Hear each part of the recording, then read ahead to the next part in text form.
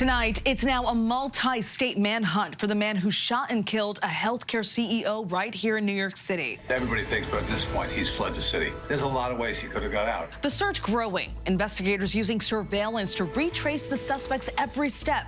All of this as new details emerge from how he got to New York City to where he stayed. What we're now learning about possible DNA evidence and a smudged fingerprint found at the crime scene. Plus, a major decision from the judge in the subway chokehold trial of Marine veteran Daniel Penny after the jury said it was deadlocked after more than 3 days of deliberations. And 5 years after that devastating fire, Paris's famed Notre Dame is back. An inside look at the years-long renovation. Good evening, everyone. I'm Stephanie Ramos in for Linsey Davis. Thank you for streaming with us. We begin with the search for a killer that has turned into a multi-state manhunt now involving the FBI. Brand new information tonight. Police say they have found the backpack carried by the gunman who killed UnitedHealthcare CEO Brian Thompson here in New York City Wednesday. Investigators are using DNA evidence, facial recognition, and piecing together surveillance images to track the suspect down. Late today, the police commissioner revealed they believe the suspect has now left the city, boarding a bus that made 6 or 7 stops. Investigators have already followed leads in several states. The suspect wore a mask almost the entire time. The one time he did show his face, though, he was checking into a hostel on Manhattan's Upper West Side. And in this newly released surveillance video, the gunman appears to be walking west on 55th Street at 6:19 a.m., leaving something on a pile of trash. He opened fire just minutes later. Authorities are now examining a smudged fingerprint found at the crime scene. They still don't have a name for the suspect. We have a former FBI agent standing by to take a closer look at what these new details may reveal. But first, ABC's senior investigative correspondent, Aaron Kotursky, with the latest. After a frantic 3-day manhunt, tonight the NYPD now believes the suspect who gunned down UnitedHealthcare CEO Brian Thompson has escaped New York City. Last seen riding out of Central Park on a bike after the shooting, police say the suspect hopped into a taxi, headed to the bus station by the George Washington Bridge, and made his getaway. We're asking every New Yorker and American to look at the picture, the photo, and to assist us. If you know him, if his face looks familiar, please reach out to our law enforcement. Late today, the NYPD deploying drones and an army of officers across Central Park to search for the gunman's backpack.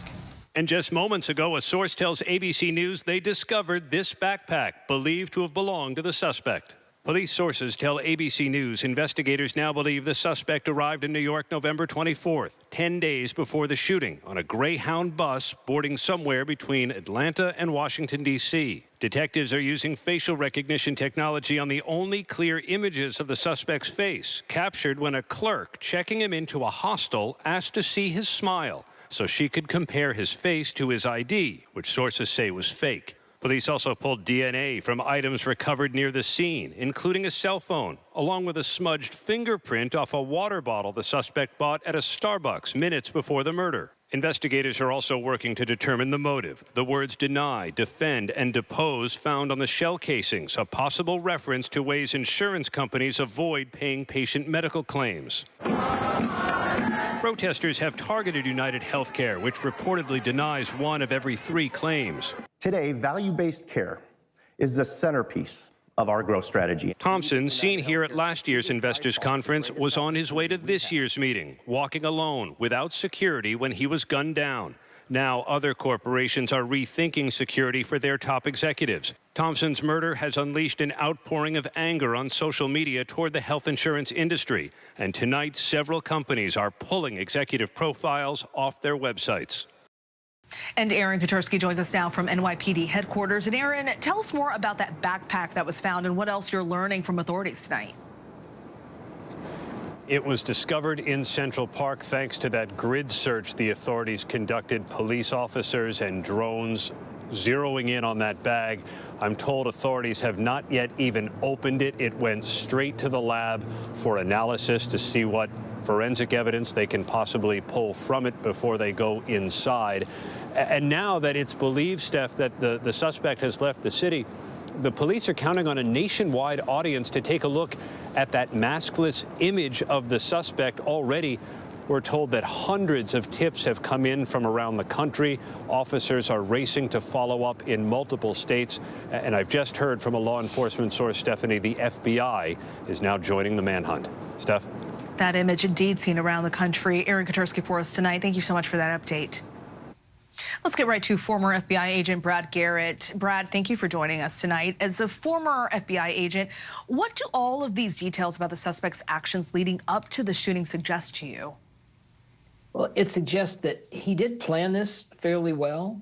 However, he does what so many people do. They are able to pull off a crime, but they don't think through things like cameras, leaving things behind, issues that can come back and help law enforcement find them, like DNA, fingerprints, obviously photographs.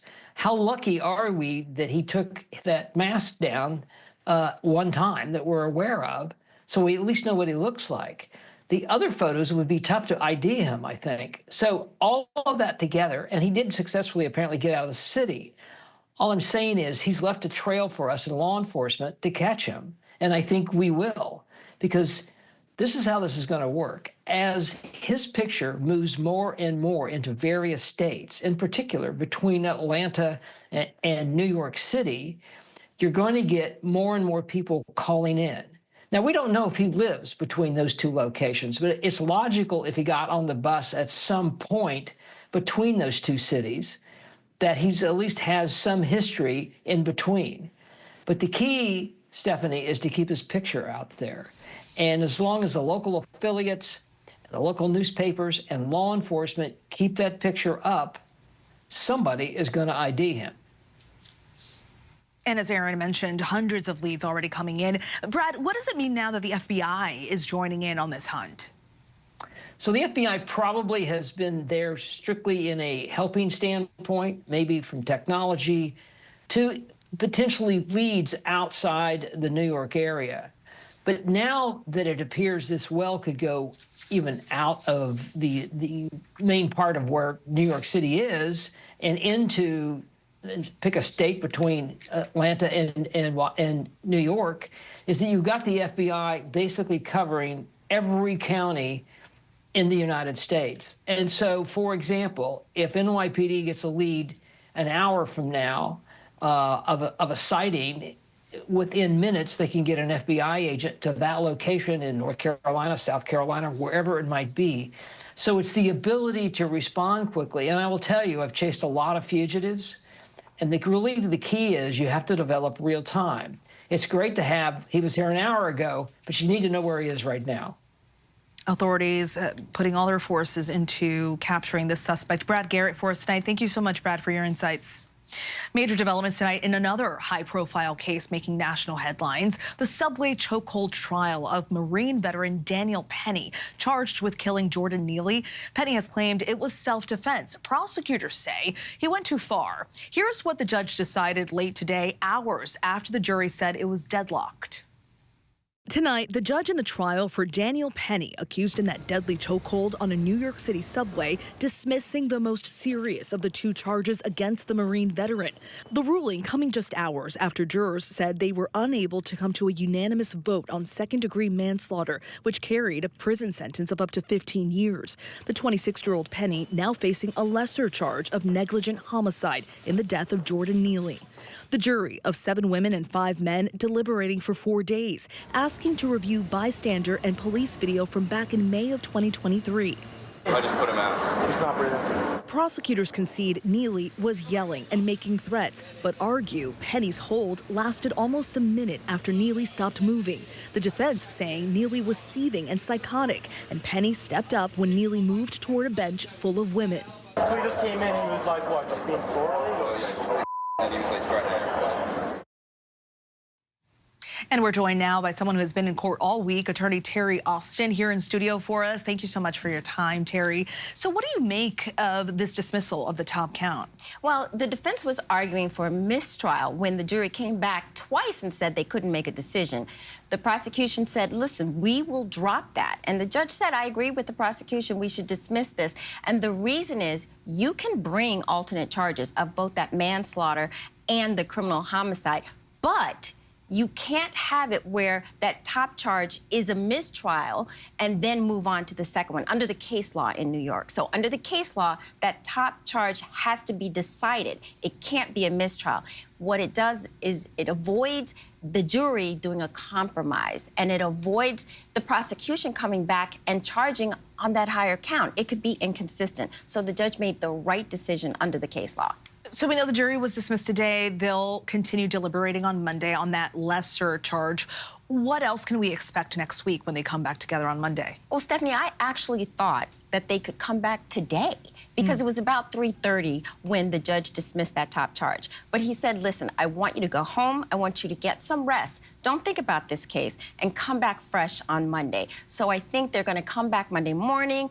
And I really think we're going to have a verdict on that second criminally negligent homicide charge. The only issue is whether or not there was justification. And the jury asked about that earlier, and I think they're having trouble determining, was he justified in this deadly physical force? And getting on the same page, when do you expect a decision? How long do you think this will go for? I think they'll go a few hours in the morning. Oftentimes, juries like to have lunch, so maybe right after lunch. But I do think we could possibly see something on Monday. That second lesser charge is not as convoluted or complicated, so I do think we'll see something. If not Monday, the early part of the next week. Okay, we'll see what happens. Terry, thank you so much for coming in tonight. Thanks, Stephanie. Appreciate your time. Well, in most of the country tonight, you don't need us to tell you, it is cold outside. From Texas to the Northeast, there are winter storm warnings across several states, and many communities are still digging out from several feet of snow. Our Lee Goldberg has the forecast in just a moment, but first, ABC's Alex Perez reports from Cleveland. Tonight, along the Great Lakes, feet of snow taking a toll. Outside Erie, Pennsylvania, a race to clear thousands of pounds of snow off a firehouse roof in danger of collapsing. We noticed that in one corner of the building, all of a sudden the ceiling was starting to cave in. A similar scene playing out at a high school in Ashtabula, Ohio. And I want you to take a look behind me here. The roof of this high school building partially collapsing because of that snow. You can see workers loading up that red tarp to get that snow off of the roof. The system that brought nearly a foot of snow to parts of the Northeast Thursday, now ushering in bone-chilling cold and a new danger, icy roads. Multiple accidents outside Syracuse, New York. Overnight in Skinny Atlas, a tour bus overturning, thankfully no passengers on board. And Stephanie, some areas are bracing for more lake effect snow, and in at least 19 states, people will be dealing with bitterly cold wind chills below 20 degrees tonight. Stephanie? Alex, thank you so much. Let's get right to Chief Meteorologist Lee Goldberg of our New York station, WABC. Lee, what does a weekend look like? Well, good news, Stephanie, is that the core of this Arctic air is moving out. Now, the weekend's still going to start out pretty bitter, and we've had 40-mile-per-hour winds today, some gusts, that are still making for lake effect snow bands out of Lake Ontario and Lake Erie. There are still some snow alerts. There's a winter storm warning east of Lake Ontario. There could still be a foot of snow in places like Oswego, Lowville, and then down toward the Buffalo area south of the city near Jamestown, we could still get close to a foot of snow. So those will ease tomorrow, but it just seems like it wants to snow across western and central New York. Another clipper comes in with a light snow, but it could mean slick spots for the New York State Thruway, maybe the Mass Turnpike. Flurries could even get into New York City. Meanwhile, the freezing temperatures have gone deep into the south, and the freeze warnings will go into tomorrow morning. Several hours in the 20s, places like Gainesville up to Brunswick, Georgia, and then the recovery will start to begin. It's already warm out west, but that warm air will start to expand eastward and will begin to thaw out. And in fact, much of the country looks above normal through the middle of the month, and the Arctic air looks like it'll stay away as we lead into the holidays. Stephanie? Something to look forward to. Lee Goldberg, of course, tonight on Prime. Lee, thank you. A federal court ruling today could put the popular social media app TikTok one step closer to a ban right here in the United States. A federal appeals court upheld a law requiring the social media favorite to break ties with its China-based parent company ByteDance. The law goes into effect on January 19th. TikTok is now appealing to the Supreme Court. They say the potential ban is a violation of the First Amendment rights of the app's 170 million American users. President Biden signed the initial ban into law in April due to concerns that the Chinese government could use the app to collect sensitive information about its users. New movement tonight involving President-elect Donald Trump's pick to run the Pentagon. A key Republican senator just revealed she's willing to meet with Pete Hegseth once again. Here's our Mary Bruce. Tonight, Donald Trump coming to the defense of his embattled pick to lead the Pentagon, posting that Pete Hegseth is doing very well and that his support is strong and deep, adding Pete is a winner and there is nothing that can be done to change that.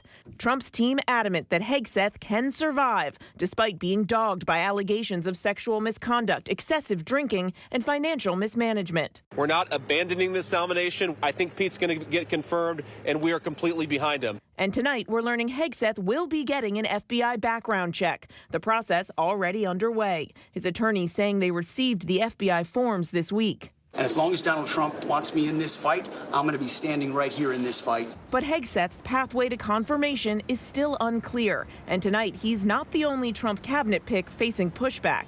Today, nearly 100 former national security and intelligence officials voicing serious concerns about Tulsi Gabbard, Trump's choice for director of national intelligence. The former Democratic congresswoman, now a Republican loyal to Trump. I'm proud to stand here with you today, President Trump. The former officials writing in a letter to Senate leaders that they are alarmed by her nomination, saying Gabbard would be the least experienced person to ever hold the position, saying several of Gabbard's past actions call into question her ability to deliver unbiased intelligence briefings to the president, Congress, and the entire national security apparatus, including an unsanctioned 2017 trip to Syria to meet with leader Bashar al-Assad. Gabbard once saying the brutal dictator was not an enemy of the U.S. Assad is not the enemy of the United States because Syria does not pose a direct threat to the United States. Her past statements about Vladimir Putin and the war in Ukraine also sparking fresh scrutiny. Now, here's something you are not going to hear on the mainstream media. What you do hear is warmongers arguing that we must protect Ukraine because it is a quote-unquote democracy. But they're lying. Ukraine isn't actually a democracy. And Stephanie, Senator Joni Ernst, a key player in this confirmation process tonight, saying she is still open-minded when it comes to Hegseth. They spoke again today by phone. They plan to meet again next week. J.D. Vance also speaking with Ernst on Hegseth's behalf. Ernst saying in a post, quote, he deserves the opportunity to lay out his vision for our warfighters at a fair hearing. Stephanie. Mary Bruce for us there at the White House. Mary, thank you. An Oklahoma City officer has been charged with felony assault after he slammed a 71-year-old man to the ground during a traffic dispute. We do want to warn you here. Some may find the body camera video disturbing. The October incident was captured on the officer's body-worn camera. The man suffered a broken neck, a broken eye socket, and a brain bleed. He's still hospitalized. The Oklahoma City Police Department sergeant says the officer has been on administrative leave since the incident. We have some news on the economy and the job market tonight. 227,000 jobs were added last month. That's higher than expected, according to the Bureau of Labor Statistics. Positions were added in healthcare, leisure and hospitality, government and social assistance. Though the retail trade lost jobs and the employment rate ticked up slightly to 4.2%. We still have much more to get to here on Prime. Rising from the ashes, we have a look inside Notre Dame's cathedral on the eve of its reopening. But up next, new clues about what led to the death of a single mother 50 years ago. Those clues renewing interest in the case. Our Aaron Katersky is tracking down some of the remaining puzzle pieces in our Prime Focus.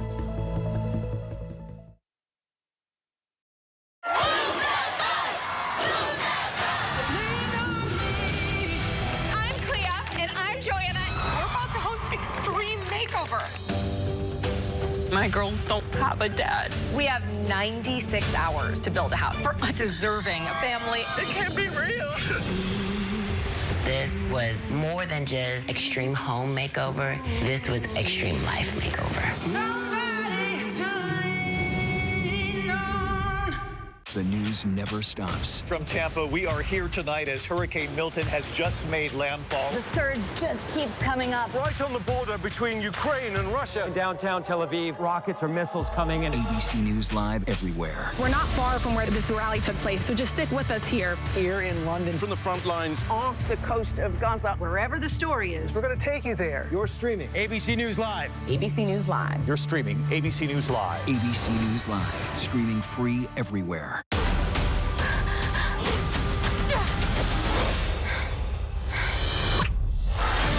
The ancestors called on us for a reason. To reconnect our people across the entire ocean.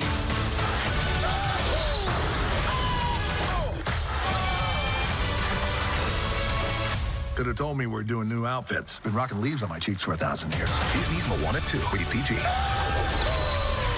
Now playing only in theaters.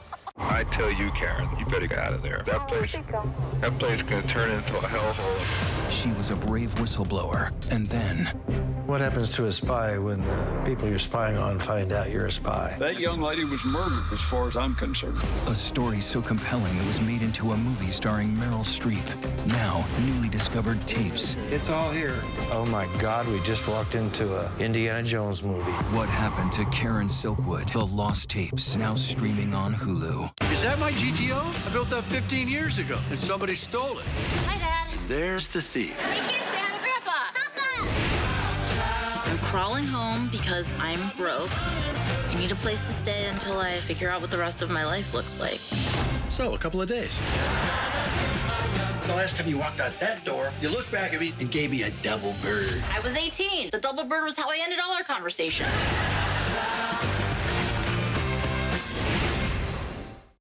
All we want is to find our way home. I'll get you home. A crew of murderous bounty hunters is coming after us. We have to move fast. We have no idea who he is. You can trust me. You're a Jedi, right? Of course. What just happened? Watch this. Skeleton Crew. New episodes Tuesdays, only on Disney+. She was a single mother working at a nuclear fuel plant who died alone on a deserted highway 50 years ago. At the time, authorities ruled her death an accident, but now there's renewed interest in her case, still shrouded in mystery. Our Aaron Kotursky has more in tonight's Prime Focus.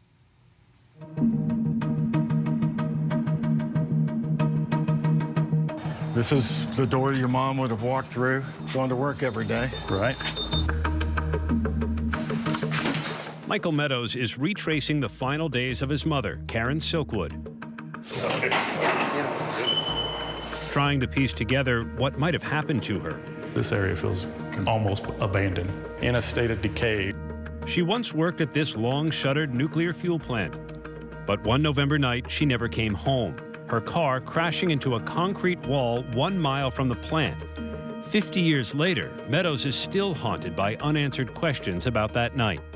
As her son, I would like to have a definitive answer of what really took place. She was blowing the whistle on the company that we believe, led to her death.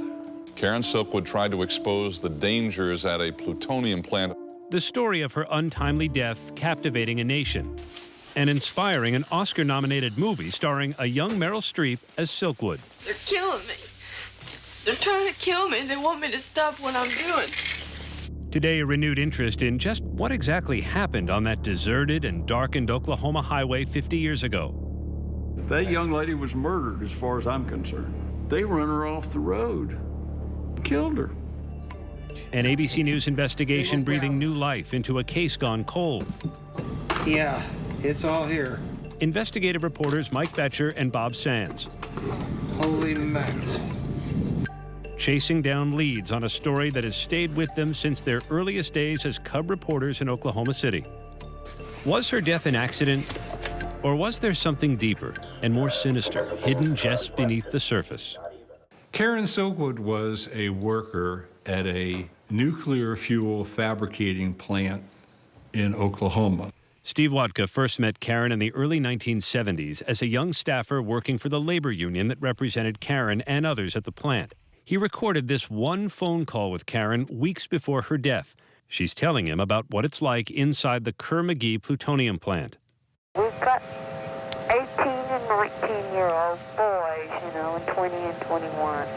I mean, and they didn't have the schooling, so they don't understand what radiation is. The handling of plutonium is supposed to be very strict. There's always supposed to be a barrier between the worker and plutonium. And what was going on in this plant was that barrier was being breached on a daily basis.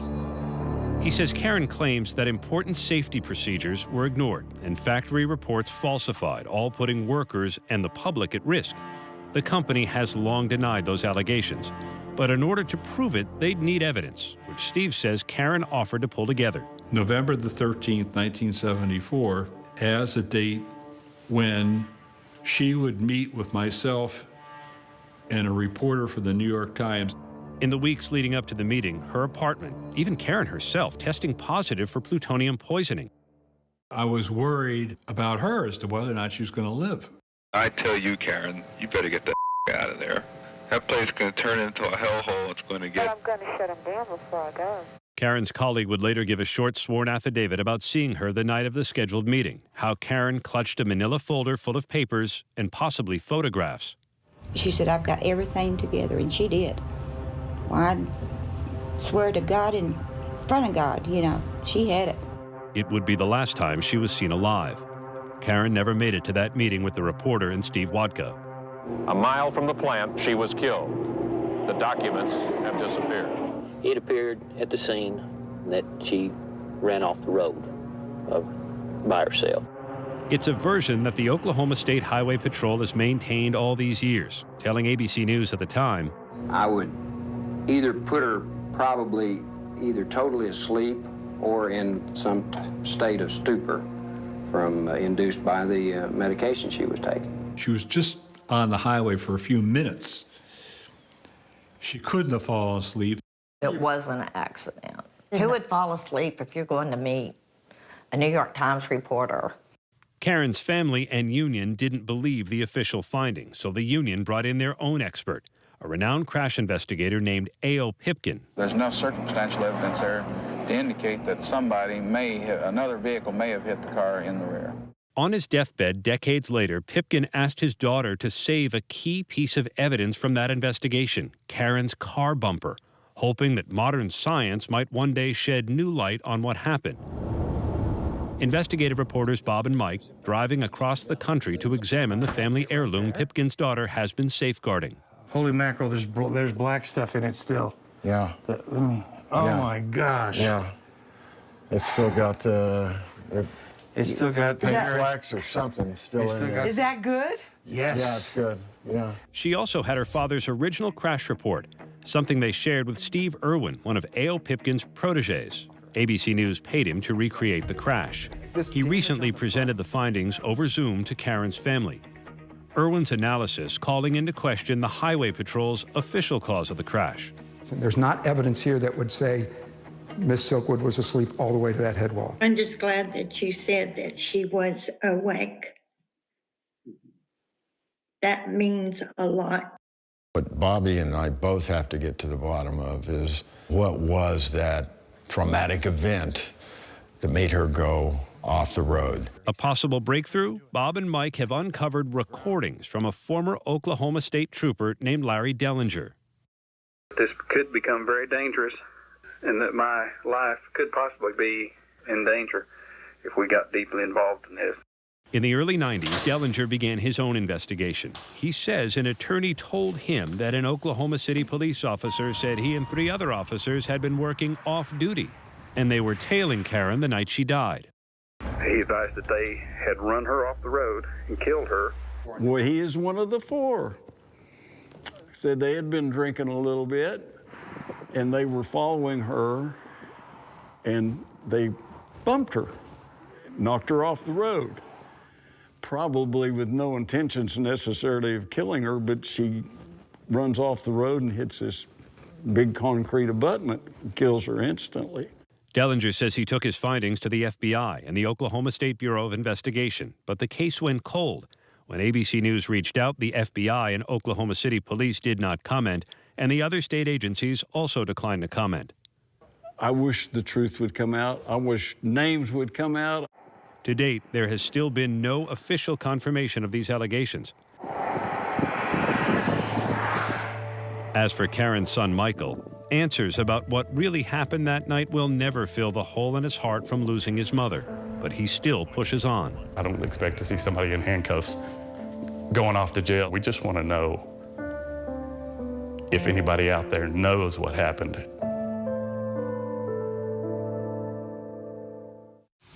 Still so many questions after so many years. Our thanks to Aaron Katursky for that report.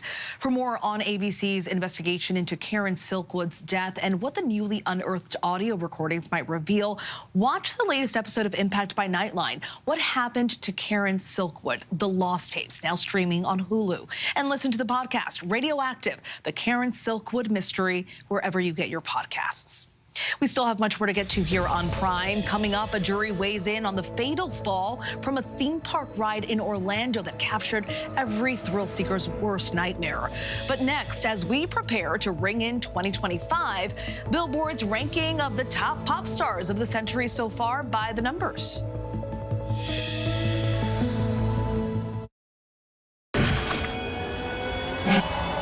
How many elephants have you killed?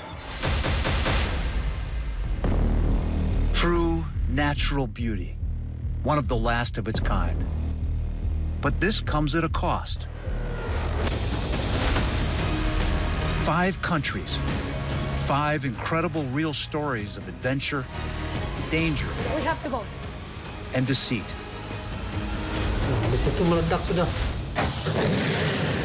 Where are we going next? We got this ongoing search for the animal we've been trying to find. These are the last lands. The national parks around the world that have to be saved. There.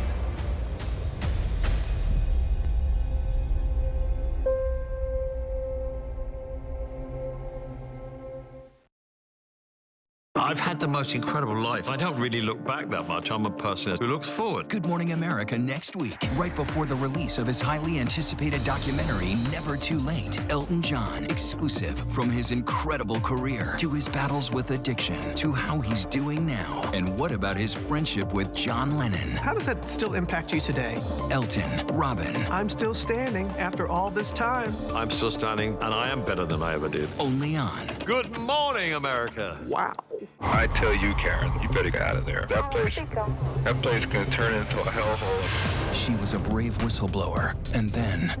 What happens to a spy when the people you're spying on find out you're a spy? That young lady was murdered, as far as I'm concerned. A story so compelling it was made into a movie starring Meryl Streep. Now, newly discovered tapes. It's all here. Oh my God, we just walked into a Indiana Jones movie. What happened to Karen Silkwood? The Lost Tapes, now streaming on Hulu. The news never stops. From Tampa, we are here tonight as Hurricane Milton has just made landfall. The surge just keeps coming up. Right on the border between Ukraine and Russia. In downtown Tel Aviv, rockets or missiles coming in. ABC News Live everywhere. We're not far from where this rally took place, so just stick with us here. Here in London. From the front lines. Off the coast of Gaza. Wherever the story is. We're going to take you there. You're streaming ABC News Live. ABC News Live. You're streaming ABC News Live. ABC News Live, streaming free everywhere.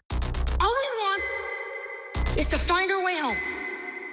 I'll get you home. But a crew of murderous bounty hunters is coming after us. We have to move fast.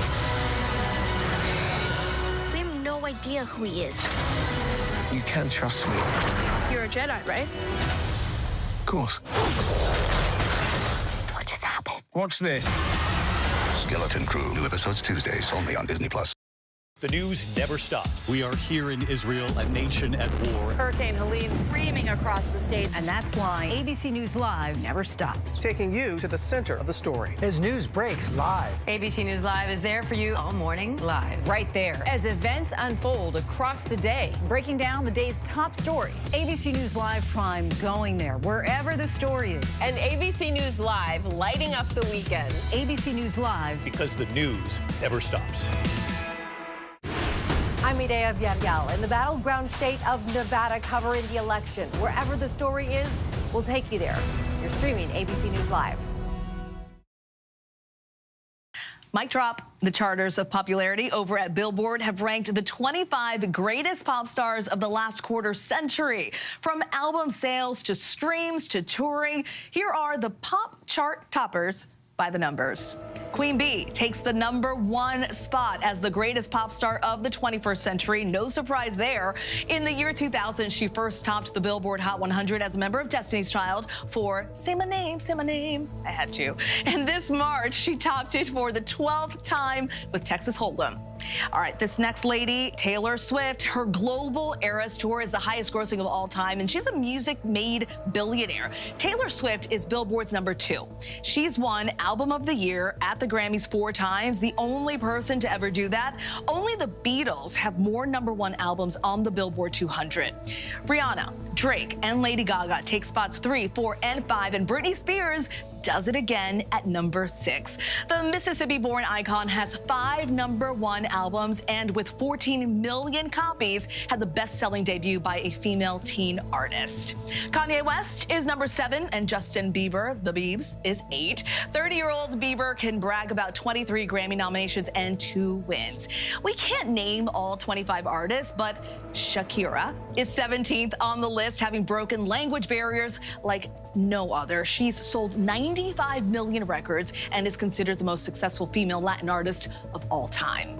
Bad Bunny, Ed Sheeran, and Katy Perry round out the last 3 on the list. So many stars to celebrate, no matter your music taste. And we still have much more to get to here on Prime. You may know Dax as a rapper, but he's also a singer-songwriter and poet, and we're speaking with him coming up. But first, a major recall on Ram trucks. What you need to know. That's up next.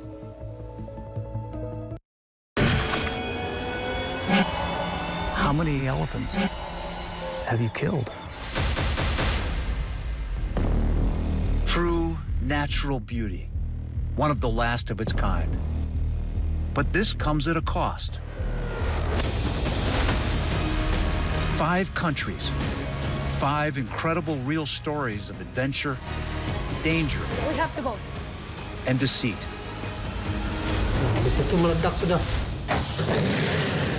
Where are we going next? We got this ongoing search for the animal we've been trying to find. These are the last lands.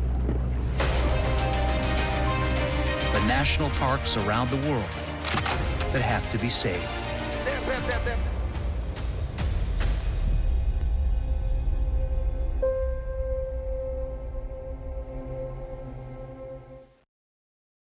Is that my GTO? I built that 15 years ago, and somebody stole it.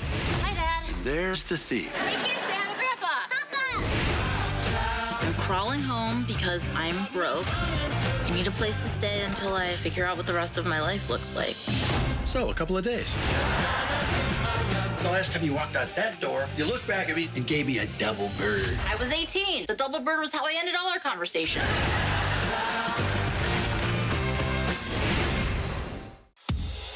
The news never stops. We are here in Israel, a nation at war. We heard what appeared to be gunfire. The former president rushed off the stage. Hurricane Helene ravaging the coastline of Florida. It's moving really fast, screaming across the state. And that's why ABC News Live never stops. Taking you to the center of the story. As news breaks live. We hear the small arms fire around us. We're right on the border between Ukraine and Russia. ABC News Live is there for you at the start of your day all morning live. ABC News Live, right there. As events unfold across the day. ABC News Live, breaking down the day's top stories. Lyle and Eric Menendez, there is new evidence in this case. ABC News Live Prime going there wherever the story is. Are you going to build it back up? And ABC News Live lighting up the weekend. With breaking news and all the latest pop headlines. Happy Oscars Sunday. A lot to watch for tonight. ABC News Live. Because the news never stops. I've had the most incredible life. I don't really look back that much. I'm a person who looks forward. Good Morning America next week, right before the release of his highly anticipated documentary, Never Too Late. Elton John, exclusive, from his incredible career to his battles with addiction to how he's doing now. And what about his friendship with John Lennon? How does that still impact you today? Elton, Robin. I'm still standing after all this time. I'm still standing, and I am better than I ever did. Only on Good Morning America. Wow. A grandmother missing for 4 days is found dead in a 13-foot wide sinkhole. A new federal order requires raw milk to be tested for bird flu. And what inspires this holiday hero to spend months setting up 270,000 Christmas lights? These stories and more in tonight's rundown.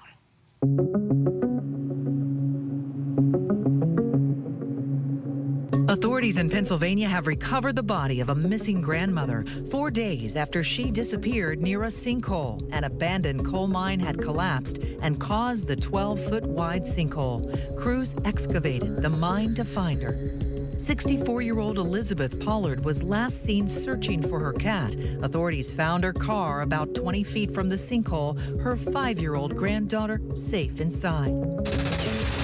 Raw milk samples nationwide will now be collected and shared with the U.S. Department of Agriculture and tested for bird flu. A new federal order by the USDA requires dairy farms, bulk milk transporters, and dairy processing facilities to submit samples on request. Herd owners with cattle that test positive for bird flu have to provide information that allows health officials to perform contact tracing and disease surveillance.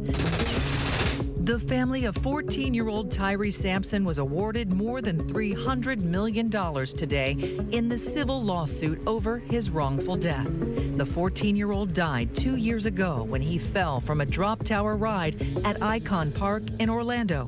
In 2022, the ride was taken down last year. The House of Representatives has passed the crucial Communism Teaching Act with a 327-62 vote. The bill directs the Victims of Communism Memorial Foundation to develop a civic education curriculum and provide oral history resources for high school students. The stated goal is to promote understanding of certain political ideologies that conflict with principles of U.S. democracy. The bill passed the Republican-led House and now goes to the Senate. Stellantis recalled more than 300,000 Ram pickups because the braking system could fail. The recall affects 2017 and 2018 Ram models. The recall comes after an announcement from the company that the CEO would step down and as the company has struggled with falling sales. A father in North Carolina is showing his holiday spirit. All of this is 270,000 lights. Every smile, every car going by is a reminder of the Christmas magic Rick Grandinetti learned from his dad. Growing up, they didn't have much, but his dad always made the holiday special every year. Every year we got 2 sets of lights more, and we couldn't wait, and he made it fun for us. He also loved helping others. Everyone who comes to visit is asked to donate to St. Jude's Hospital, and in return, they get a chance to see the winter wonderland up close, from Rudolph and Santa to a giant polar bear and a dazzling display of lights reaching towering trees 150 feet in the air, so everyone can experience the holiday magic the same way Rick did as a kid with big dreams. Here's a growing movement across the country. School districts deciding to keep students from using their phones during school hours in an effort to improve focus and overall mental health. Arkansas Governor Sarah Huckabee Sanders is a big proponent of phone-free schools and was inspired to spread the word after reading a best-selling book. The governor and the book's author visited an Arkansas school and sat down with this ABC News exclusive with senior national correspondent Steve Osunsami.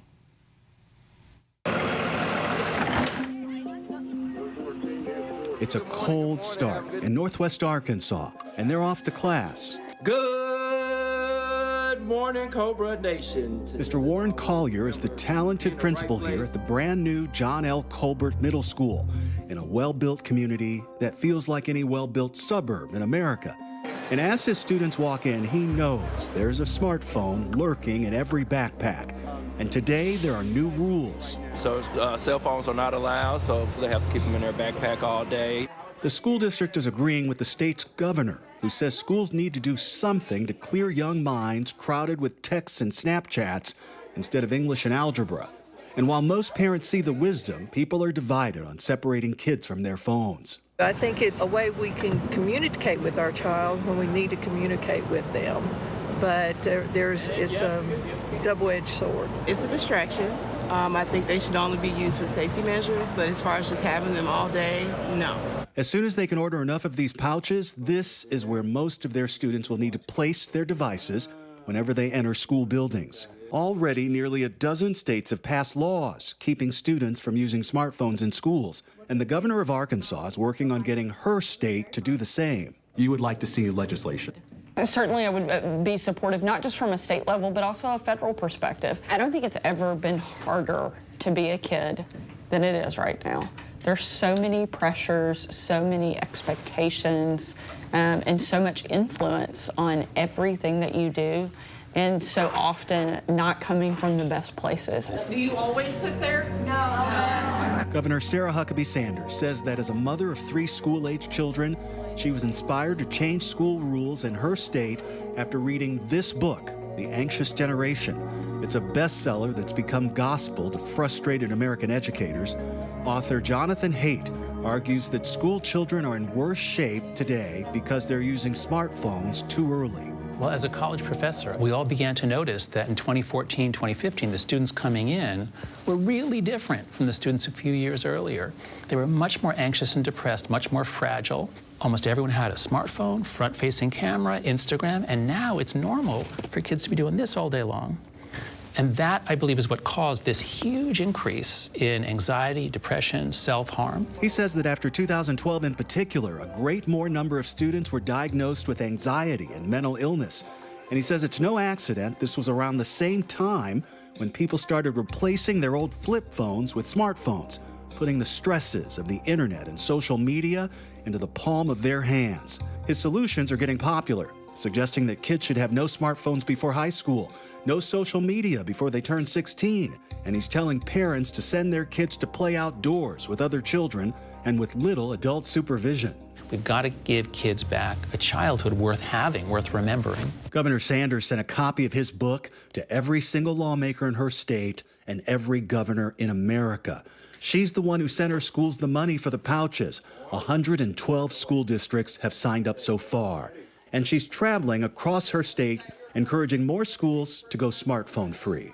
We don't have to be overwhelmed by this, and if we work together, we can make it better. Some of the parents she talked with say that both they and their kids are learning to adjust to students without their devices.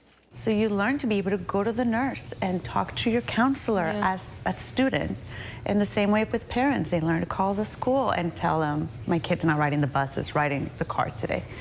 And I think those limits, there are important life skills within the limit, you know, that you can't be on your phone all the time when you're working. And, you know, you need to be able to recognize those instances when it's okay to have it and maybe not so okay to have it out. At the beginning of it, kids will be mad about it and not want to do it. But I think as it goes on longer and longer, I think it'll get more like the usual. Their superintendent sees the difference already. Compared to this time last year, he says major disciplinary events are way down. And we're down almost 50%. And those are things like fights, insubordination, that kind of stuff. And these are things that often stem from some sort of social media or texting or things like that. The Arkansas governor says she loves hearing all of this because it says to her that what she's doing is good for schools and good for learning. Knowing that there are things that we can do that can help make this better and stop some of the mental health crisis that's going on in our country, I think that is probably one of the biggest takeaways. Our thanks to Steve Osinsami for that all-important topic. Paris's famed Notre Dame is at long last back 5 years after that devastating fire. The renovation is complete, but it's been a long road to get there. And our James Longman has been following every step of the way. It was just over 5 years ago that I was stood almost exactly in this spot as the world watched Notre Dame burn. It was such a traumatic moment for the French.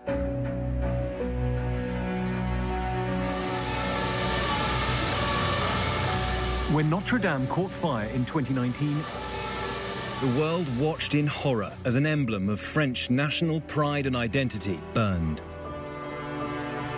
the challenge to rebuild it huge.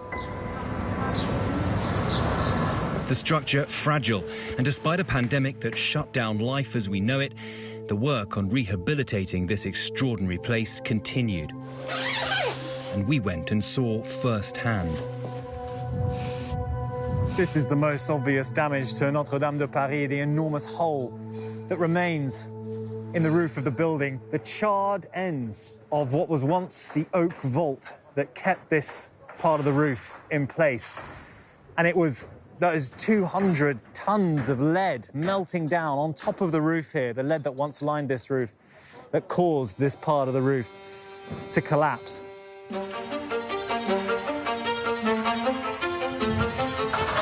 And here we are, right on the top of Notre Dame de Paris. I mean, take a look at this view, it's extraordinary. And the spire is back. I mean, those images, when the spire initially crumbled down into the church when it was on fire, they sent shockwaves all over the world, and it was a trauma for France. It being back now, standing tall over the city, it's a rebirth.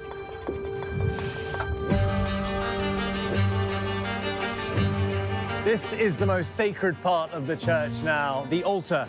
And you'll remember in the days after the fire, those extraordinary images of the cross down next to the altar with the debris all around it. Well, now look at it. The cross is back up, waiting to be unveiled.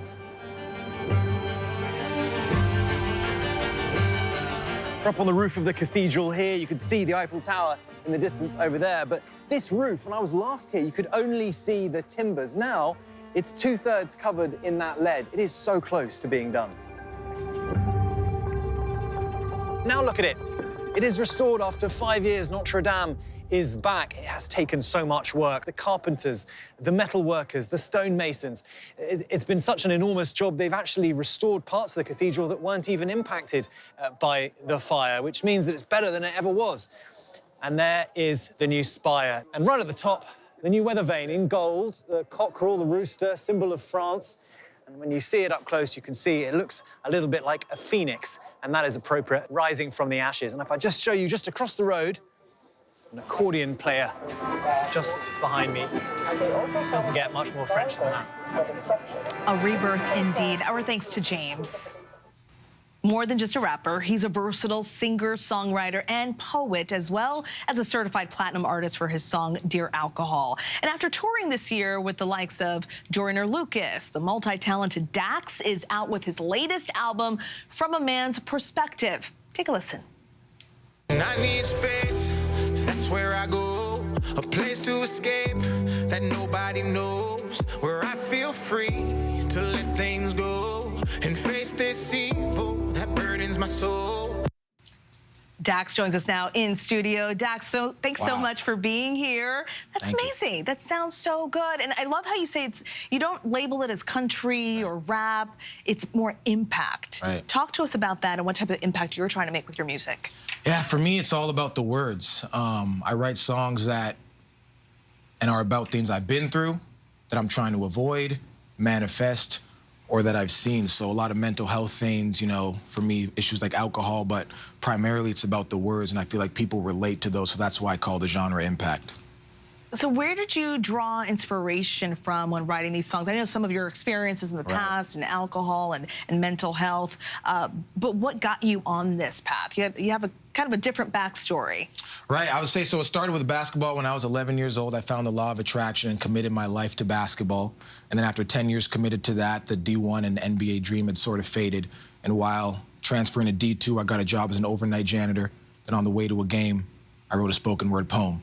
And then off of that, I wanted to do motivational speaking and poetry. And trying to reach more people, I knew that making songs had more replay value, so I started to venture into songs more. What kind of experience do you want the audience to walk away with when they listen to your album? I want people to relate and gain an understanding. I think there's so many commonalities between all of us humans, but sometimes we feel so separated due to different medias and stuff like that. So I think I want them to see themselves in the song and understand that there's people just like them who are going through the exact same things. And have that relationship with them and have them relate. Your songs in general, and especially To Be a Man and What Is Life, often question societal norms. So talk us through your thought process of making music that is so thought-provoking. Well, things like To Be a Man, I mean, I am one. I'm a man.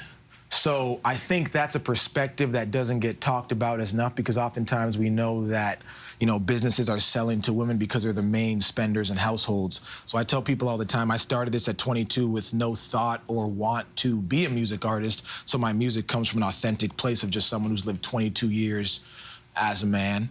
And I just think people relate, and not only men, but women love it too, because all of us know a man that we care about as well. So it's just been a great experience. And you mentioned that you started out writing poetry and that transitioned into music. Do you still write poetry? Do you still find yourself writing poetry and then transposing that into music, or is it just full-on music? Not as often as I used to. When I was writing poetry, a lot of it was attached to me walking to the liquor store, because I used to call them mental health walks, and I would sit down in my room before we went out and partied in college. So now I just sort of wait till I hear a beat, and then that's when I start writing, but not as much poetry as it used to be. Let's talk about the song that you have with Darius Rucker. What was that like? How did that connection happen, and what was it like working with an icon? Yeah, so Joe, who's a part of my team, sent Darius the song because they know each other, and Darius heard it, and he loved it. And Darius is a legend. So when I heard and got the call, I was in Canada. They said, hey, Darius is down to do the song. I pretty much jumped for joy and thanked God. And then he was down to do the music video, and he's just a complete professional. Every time I see him, super easy to work with, you know, really just a blessing. Is there anything that you learned from him in that process that you take with you now on other projects? I remember one thing he said to me. He just said, hey, man, just enjoy it. And that was all I really needed. And it really just cemented to try to live in the moment. Enjoy each moment as you make an impact on other people's lives. Thank you, Dax, for being here. Congratulations on your new music. You can listen to his new album, From a Man's Perspective, starting today, anywhere you get your music. And that is our show for this hour. I'm Stephanie Ramos. Stay tuned to ABC News Live for more context and analysis of the day's top stories. Thanks for streaming with us.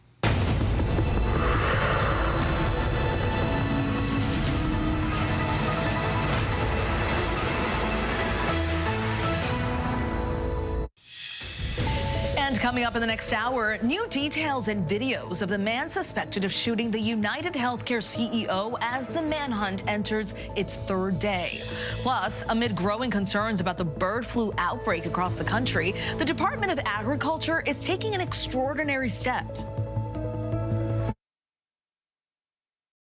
I tell you, Karen, you better get out of there. That place is going to turn into a hellhole. She was a brave whistleblower, and then... What happens to a spy when the people you're spying on find out you're a spy? That young lady was murdered, as far as I'm concerned. A story so compelling it was made into a movie starring Meryl Streep. Now, newly discovered tapes. It's all here. Oh my God, we just walked into a Indiana Jones movie. What happened to Karen Silkwood? The Lost Tapes, now streaming on Hulu.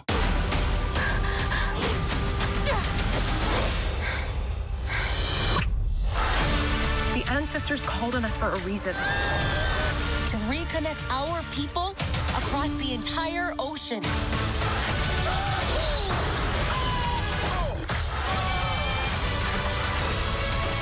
Could have told me we're doing new outfits. Been rocking leaves on my cheeks for 1,000 years. Disney's Moana 2, rated PG.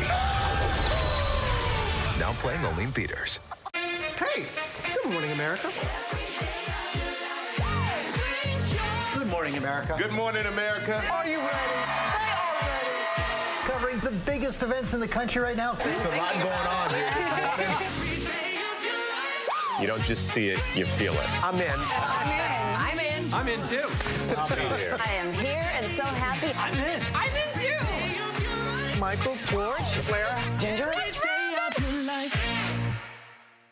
All we want is to find our way home. I'll get you home. But a crew of murderous bounty hunters is coming after us. We have to move fast. idea who he is. You can trust me. You're a Jedi, right? Of course. What just happened? Watch this.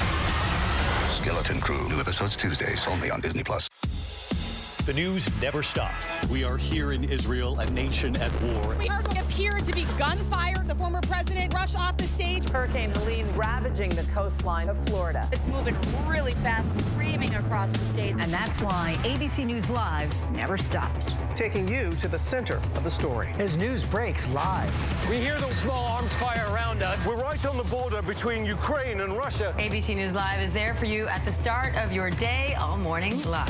ABC News Live, right there, as events unfold across the day. ABC News Live, breaking down the day's top stories. Lyle and Eric Menendez, there is new evidence in this case. ABC News Live Prime going there, wherever the story is. Are you going to build it back up? And ABC News Live, lighting up the weekends. With breaking news and all the latest pop headlines. Happy Oscars Sunday. A lot to watch for tonight. ABC News Live. Because the news never stops. Reporting from Monterey Park, California, I'm Robin Roberts. Wherever the story is, we're going to take you there. You're streaming ABC News Live. Good evening, everyone. I'm Stephanie Ramos in for Linsey Davis. Thank you for streaming with us. We begin with the search for a killer that has turned into a multi-state manhunt, now involving the FBI. Brand new information tonight. Police say they have found the backpack carried by the gunman who killed UnitedHealthcare CEO Brian Thompson in New York City Wednesday. Investigators are using DNA evidence, facial recognition, and piecing together surveillance images to track the suspect down. Late today, the police commissioner revealed they believe the suspect has now left the city, boarding a bus that made 6 or 7 stops. Investigators have already followed leads in several states. The suspect wore a mask almost the entire time. The one time he did show his face, he was checking into a hostel on Manhattan's Upper West Side. And in this newly released surveillance video, the gunman appears to be walking west on 55th Street at 6:19 a.m., leaving something on a pile of trash. He opened fire just minutes later. Authorities are now examining a smudged fingerprint found at the crime scene. They still don't have a name for the suspect. ABC's senior investigative correspondent Aaron Kotursky with the latest. After a frantic 3-day manhunt, tonight the NYPD now believes the suspect who gunned down UnitedHealthcare CEO Brian Thompson has escaped New York City. Last seen riding out of Central Park on a bike after the shooting, police say the suspect hopped into a taxi, headed to the bus station by the George Washington Bridge, and made his getaway. We're asking every New Yorker and American to look at the picture, the photo, and to assist us. If you know him, if his face looks familiar, please reach out to our law enforcement. Late today, the NYPD deploying drones and an army of officers across Central Park to search for the gunman's backpack. And just moments ago, a source tells ABC News they discovered this backpack, believed to have belonged to the suspect. Police sources tell ABC News investigators now believe the suspect arrived in New York November 24th, 10 days before the shooting, on a Greyhound bus boarding somewhere between Atlanta and Washington, D.C. Detectives are using facial recognition technology on the only clear images of the suspect's face, captured when a clerk checking him into a hostel asked to see his smile so she could compare his face to his ID, which sources say was fake. Police also pulled DNA from items recovered near the scene, including a cell phone, along with a smudged fingerprint off a water bottle the suspect bought at a Starbucks minutes before the murder. Investigators are also working to determine the motive. The words deny, defend, and depose found on the shell casings, a possible reference to ways insurance companies avoid paying patient medical claims. Protesters have targeted UnitedHealthcare, which reportedly denies 1 of every 3 claims.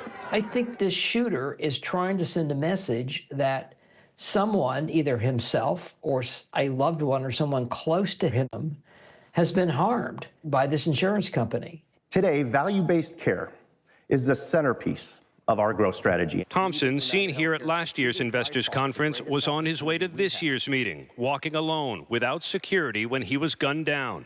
Now other corporations are rethinking security for their top executives. Thompson's murder has unleashed an outpouring of anger on social media toward the health insurance industry. And tonight, several companies are pulling executive profiles off their websites. Aaron Kaczorski reporting major developments tonight in another high-profile case making national headlines. The subway chokehold trial of Marine veteran Daniel Penny, charged with killing Jordan Neely. Penny has claimed it was self-defense. Prosecutors say he went too far. Here's what the judge decided late today, hours after the jury said it was deadlocked.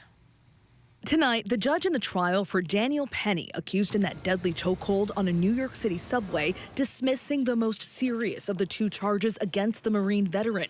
The ruling coming just hours after jurors said they were unable to come to a unanimous vote on second-degree manslaughter, which carried a prison sentence of up to 15 years. The 26-year-old Penny now facing a lesser charge of negligent homicide in the death of Jordan Neely. The jury of 7 women and 5 men deliberating for 4 days, asking to review bystander and police video from back in May of 2023. I just put him out. He's not breathing. Prosecutors concede Neely was yelling and making threats, but argue Penny's hold lasted almost a minute after Neely stopped moving. The defense saying Neely was seething and psychotic, and Penny stepped up when Neely moved toward a bench full of women. We just came in and he was like, what, just being sorely? And he was like threatening everybody. The jury was dismissed for the day, but will continue to deliberate on that lesser charge on Monday. In most of the country tonight, you don't need us to tell you, it's pretty cold. From Texas to the Northeast, there are winter storm warnings across several states at this hour. And many communities are still digging out from several feet of snow. Here's ABC's Alex Perez in Cleveland. Tonight, along the Great Lakes, feet of snow taking a toll. Outside Erie, Pennsylvania, a race to clear thousands of pounds of snow off a firehouse roof in danger of collapsing. We noticed that in one corner of the building, all of a sudden the ceiling was starting to cave in. A similar scene playing out at a high school in Ashtabula, Ohio. And I want you to take a look behind me here. The roof of this high school building partially collapsing because of that snow. You can see workers loading up that red tarp to get that snow off of the roof. The system that brought nearly a foot of snow to parts of the Northeast Thursday, now ushering in bone-chilling cold and a new danger, icy roads. Multiple accidents outside Syracuse, New York. Overnight in Skaneateles, a tour bus overturning. Thankfully, no passengers on board. Let's get right to Chief Meteorologist Lee Goldberg of our New York station, WABC. Lee, what does a weekend look like? Well, good news, Stephanie, is that the core of this Arctic air is moving out. Now, the weekend's still going to start out pretty bitter, and we've had 40-mile-per-hour winds today, some gusts, that are still making for lake-effect snow bands out of Lake Ontario and Lake Erie. There are still some snow alerts. There's a winter storm warning east of Lake Ontario. There could still be a foot of snow in places like Oswego, Lowville, and then down toward the Buffalo area south of the city near Jamestown, we could still get close to a foot of snow. So those will ease tomorrow, but it just seems like it wants to snow across western and central New York. Another clipper comes in with a light snow, but it could mean slick spots for the New York State Thruway, maybe the Mass Turnpike. Flurries could even get into New York City. Meanwhile, the freezing temperatures have gone deep into the south, and the freeze warnings will go into tomorrow morning. Several hours in the 20s, places like Gainesville up to Brunswick, Georgia, and then the recovery will start to begin. It's already warm out west, but that warm air will start to expand eastward and will begin to thaw out. And in fact, much of the country looks above normal through the middle of the month, and the Arctic air looks like it'll stay away as we lead into the holidays. Stephanie? Something to look forward to. Lee Goldberg, of course, tonight on Prime. Lee, thank you. Time is ticking for TikTok users in America. Today, a federal appeals court upheld a law requiring the social media platform to break ties with its China-based parent company, ByteDance, or be banned in the U.S. by mid-January. To break it all down for us, we have contributor and SiriusXM host Mike Muse with us here in studio. Mike, it's great to see you. Always great to see you, friend. Thank you. Likewise. So lay this out for us. What exactly does this ruling mean? This is a really big ruling. And so in this ruling, what the federal judges did today was they said that they upheld the U.S. Congress's law that TikTok must be sold. TikTok filed this lawsuit in order to stop this law into taking effect. But now what the justices said is that this law remains and that they have until January 19th to sell off all the American data and American functionality of TikTok by January 19th. That's so interesting. So here's what China said. Apparently, China says it would block the sale of TikTok with its algorithm, which is considered the crown jewel of the app. So what could TikTok do? Could they still exist as an app in another form, just kind of like rebrand, rename TikTok and still exist in the U.S.? That's a really great question. And so what TikTok has said before this lawsuit even happened was that the idea of actually selling off a part of its functionality that is part of the users of America would actually change the product of TikTok unto itself. That's really important distinction, Stephanie, because the reason why so many people across the globe, particularly Americans, enjoy TikTok is because of the democratization of the algorithm. In other social media tools and platforms, there's more strategic algorithmic use. Let's talk about the national security concern. Besides Americans being able to make income off of TikTok, what are your thoughts to the government's concern of national security? I mean, you're coming with all the questions right now. Take that. Let's go. This is such a good question. This just makes me so frustrated with this law that went into place. And why, Stephanie? Because there's 170 million Americans' lives of freedom of speech and ability to make income that are at stake. This is why I'm hoping the Supreme Court takes on this case, because we need more information. Congress and the CIA has said that this poses a national security threat, but yet, Stephanie, they've yet to release what that evidence of national security is. And so I need for them to declassify that. Temu had at least 4 Super Bowl ads and commercials in this previous Super Bowl. Why is that important? The reason is they have all of Americans' data, credit card information, telephone number, address, consumer behavior patterns. And so they have all of our data, just as they're saying TikTok does, but they're not going after those companies at all, which leads me to say that they're going after TikTok because it's low-hanging fruit, because Congress has yet to wrap their head around tech policy. We certainly do. We have more questions than answers right now. So what's next for TikTok? What can they do at this point before mid-January? TikTok is valued right now at $200 billion. That is a high cost for any investor group to be able to purchase. But if they were to remove the U.S. operations and functionality and change the algorithm, that essentially changes the role of what and how TikTok functions, no longer being of value to the investor, nor being of value to the user. And so what TikTok is doing right now is really trying to appeal to the Supreme Court and asking them to take on this case to give it more time. Why? January 19th is the day before inauguration. President-elect Trump is more favorable towards TikTok, and he's come out in support of it. We will see what happens. A little more than a month to go before that January 19th date. Mike Muse, thank you so much for breaking it down for us. The Department of Agriculture is taking an extraordinary step in response to growing concerns about the bird flu outbreak across the U.S. The USDA is ordering the testing of raw milk samples nationwide. So far, there have been dozens of confirmed human cases of bird flu reported in at least 8 states, including 2 new cases reported in Arizona just today. There are no known cases of the infection spreading from human to human contact. Here's ABC's Steve Osunsami. The federal government tonight says that the newly ordered tests of raw milk samples for bird flu will start in less than 2 weeks. They'll take place at large dairy processing facilities in about 10 states as the USDA tries to drill down what farms and which herds are infected. Right now, how big of a problem this is a bit of a mystery. This is a safeguard procedure, and the routine testing serves as a checkpoint for monitoring the health of the herds. So far, about 60 people have gotten sick from bird flu, but almost all of the cases have been farm workers handling sick livestock. Officials say they don't know of any person who has spread it to another human. What authorities are concerned about is the potential for the disease to spread to consumers who drink raw, unpasteurized milk. In the last few weeks, farms in California have shut down and started recalling some of their raw milk and cream products after farm officials found the bird flu virus in samples of their products. It's hard But we are very, very adaptive and resilient, and we will emerge stronger and better. Our thanks to Steve Osunsami for that update. A new flashpoint is emerging in the Middle East. In Syria, rebels have seized control of a crucial city, and they're moving swiftly towards Damascus, determined to take down President Bashar al-Assad's regime. ABC's Matt Gutman is in the Middle East for us tonight.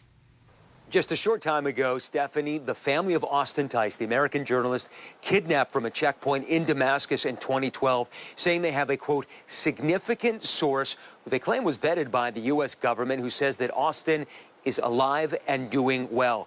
And this is happening as Syria is in chaos. There are multiple rebel groups coming from the north, from the east, and from the south, converging on Damascus to try to topple Syrian dictator Bashar al-Assad. Tice's family meeting with officials today at the White House, which has demanded Tice's immediate release. The family sounding hopeful, but saying that the U.S. government has asked them not to say much about this new source. U.S. government sources telling us that at this point, they don't have a lot of intelligence about Tice or his whereabouts. Stephanie. Matt, thank you very much for that update. At least 51 people have been killed across the Gaza Strip today, marking another lethal day in the war with Israel. A massive strike at a refugee camp in central Gaza killed at least 18 people and injured more than 30 Friday. The camp, which shelters displaced Palestinians, has been targeted by numerous attacks before, and Gaza's health ministry says 4 medical staffers were killed in airstrikes on the northern Gazan area, the last major functioning hospital that was there. The World Health Organization says there was no warning before the heavy bombing of Kamal Adwan Hospital. The IDF has denied responsibility. A federal judge has rejected a challenge to the Naval Academy's use of race in its admissions practices. The senior district judge ruled that the schools had established a compelling national security interest in maintaining diversity within the U.S. military. The ruling follows last year's Supreme Court decision that rejected affirmative action in college admissions. The judge also acknowledged that ultimately all military personnel decisions are at the discretion of the president. The FBI has issued a new warning about cell phone texts amid the ongoing Chinese hack of U.S. networks. Officials say texting between iPhones and Androids is not secure. They're arguing users use encryption apps, which make it harder for hackers to pick up messages. The FBI says Chinese hackers have been able to gather a large amount of data from more than 1 million American cell phone users. We still have much more to get to here on Prime. Coming up, a mysterious illness infecting hundreds and the race to prevent its spread.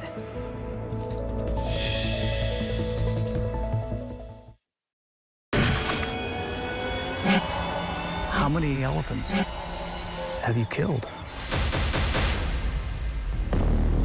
True natural beauty, one of the last of its kind. But this comes at a cost. 5 countries, 5 incredible real stories of adventure, danger, We have to go. and deceit.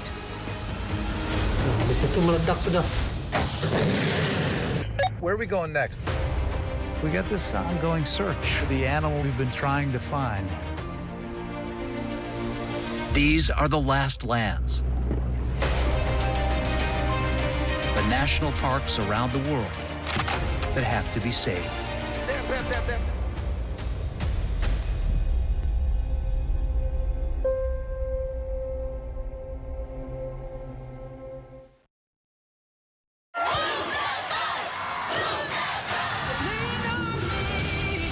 I'm Clea, and I'm Joanna. We're about to host Extreme Makeover.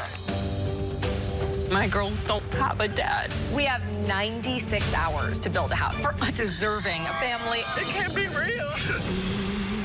This was more than just extreme home makeover. This was extreme life makeover. I tell you, Karen, you better get out of there. That place is going to turn into a hellhole. She was a brave whistleblower, and then What happens to a spy when the people you're spying on find out you're a spy? That young lady was murdered, as far as I'm concerned. A story so compelling it was made into a movie starring Meryl Streep. Now, newly discovered tapes. It's all here. Oh my God, we just walked into a Indiana Jones movie. What happened to Karen Silkwood? The Lost Tapes, now streaming on Hulu. I'm Eva Pilgrim reporting from Washington, D.C. at the Harris campaign event on Election Day. Wherever the story is, we'll take you there. You're watching ABC News Live. We're tracking several headlines around the world. First to the Democratic Republic of Congo, where health officials are racing to investigate a deadly outbreak of an undiagnosed disease that has killed more than 79 people. Nearly 400 people have fallen ill with a respiratory illness in the DRC since October, most of them children younger than 5. Symptoms include difficulty breathing, fever, and anemia, and epidemiologists are still trying to determine how it is spread. Tens of thousands of protesters gathered outside the National Assembly in Seoul today to demand the resignation of South Korea's President Yoon Suk-yeol. The president sparked outrage with a botched declaration of martial law on Tuesday after opposition lawmakers planned to impeach him. Now, another impeachment vote is expected tomorrow. Multiple deadly strikes across Ukraine today, including in southeastern Ukraine, where a Russian attack ignited a car repair shop, killing several people and injuring at least 20 more. 2 children are among the wounded.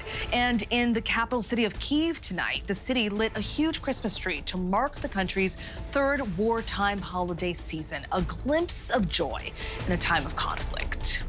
And we still have more to come here on Prime. Longtime comedian and author and social media star Trey Kennedy is launching a new venture. He'll tell us all about it in our weekly TikTok.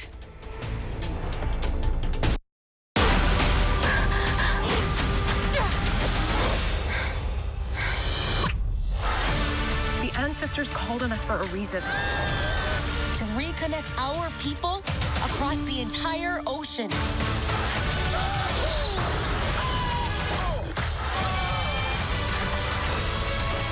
Could have told me we're doing new outfits. Been rocking leaves on my cheeks for 1,000 years. Disney's Moana 2, rated PG. Now playing only in theaters. The news never stops. We are here in Israel, a nation at war. We heard what appeared to be gunfire. The former president rushed off the stage. Hurricane Helene ravaging the coastline of Florida. It's moving really fast, screaming across the state. And that's why ABC News Live never stops. Taking you to the center of the story. As news breaks live. We hear the small arms fire around us. We're right on the border between Ukraine and Russia. ABC News Live is there for you at the start of your day, all morning live. ABC News Live, right there, as events unfold across the day. ABC News Live, breaking down the day's top stories. Lyle and Eric Menendez, there is new evidence in this case. ABC News Live Prime going there, wherever the story is. Are you going to build it back up? And ABC News Live, lighting up the weekends. With breaking news and all the latest pop headlines. Happy Oscar Sunday. A lot to watch for tonight. ABC News Live. Because the news never stops. I tell you, Karen, you better get out of there. That place can turn into a hellhole. She was a brave whistleblower, and then... What happens to a spy when the people you're spying on find out you're a spy? That young lady was murdered, as far as I'm concerned. A story so compelling it was made into a movie starring Meryl Streep. Now, newly discovered tapes. It's all here. Oh my God, we just walked into a Indiana Jones movie. What happened to Karen Silkwood? The Lost Tapes, now streaming on Hulu. We now turn to our weekly segment, TikTok, where we take a closer look at the story behind the sensation. Comedian, author, and viral social media star Trey Kennedy captivates his 13 million followers with comedy sketches and bits. And now he's exploring the question, how did you, or any of us, get our name? It's the basis of his debut children's book, How You Got Your Name. Take a look. There it is! My debut children's book, How You Got Your Name, is available November 12th. And I've got it right here. And Trey joins us now. Hi, Trey. Congratulations on this book. Thanks for having me. Absolutely. Oh, thank you. This is a good-looking book. I'm really excited to take this home to my boys. You have 2 little ones yourself, 2 under 2, Thomas and Eva. Did their names or the process in choosing their names inspire the book? Oh, that's great. Oh, that's a great bit right there. My wife's face is covered not because of her identity, but because it was one of those. She's like, if you ever show my face like that, I'll kill you. You know, because her face looks so different all the time. I don't think so. But our children, you know, we had to go classic because I've made fun of the kind of baby name culture we're in over the years. Had some viral bits of, we all know like a cousin or someone, they named their son Megatron, and you're like, ooh, what's happening? And so this book pokes fun at that a little bit. The baby name culture we're in. It's silly, it's goofy. It goes through a story of a set of parents coming up with all sorts of crazy ideas for their kid's name. And then ultimately the payoff at the end is you get an opportunity to explain to your child how they got their actual name. I think that's a great premise. I mean, oftentimes as parents, we spend so much time trying to choose the right name. We make all of these lists, and then we name the child, and he grows up and doesn't really know that backstory. So this is fantastic. Now, you blend humor and heart into your writing. Talk to us about the evolution from comedian to content creator and now children's book author. Yeah, you know, I started making videos over a decade ago, went viral, one thing led to another. Now I was able to do stand-up across the country and the world, and all my content is kind of two things. It's just based off my experiences, noticing the humor in everyday things, and two, it's never divisive or political. It's meant to be lighthearted and fun for everyone. So when it came to a children's book, I got the opportunity. I didn't hesitate to say yes, and so hopefully this is a book that anyone can enjoy. And it's just meant to be lighthearted, make you forget about your problems, be goofy and fun. And as a dad now myself, I very much understand the experience of a parent reading the same freaking books every day. You know, all these parents know the book where you're like, let's lose this book. If I read it again, I will die. So I tried to make a book that is also fun for the parents to read. I think I did that. It's really fun, and my son loves it. So we're 1 for 1. On my household. And that's who matters. That's a win right there.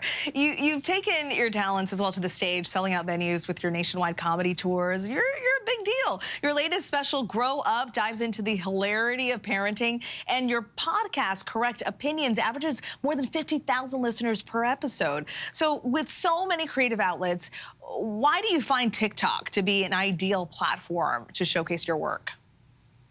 TikTok, I mean, they've changed the game. You know, I've been in it long enough. I was on Vine where it was 6 seconds. And, you know, then there was this moment where it felt like 3-4 minute videos were what everyone wanted. And now TikTok's changed it where I'm back to making 30-second videos, 40-second videos, all vertical. Now it's back to an iPhone instead of fancy production. And TikTok, I was back on it when it was Musical.ly and TikTok bought it.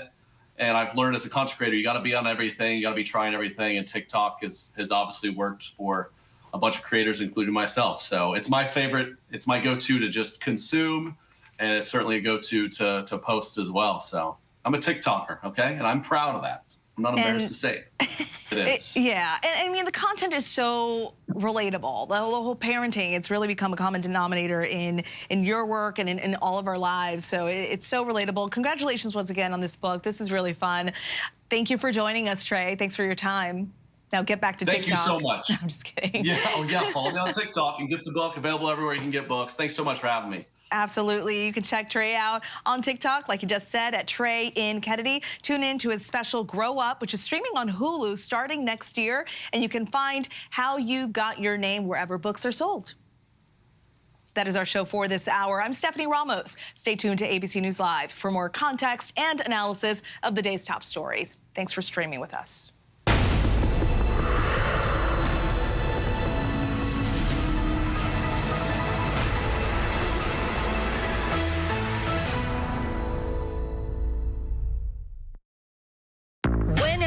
Wherever news breaks, it's so important to always remember that lives are changed. Here in London, in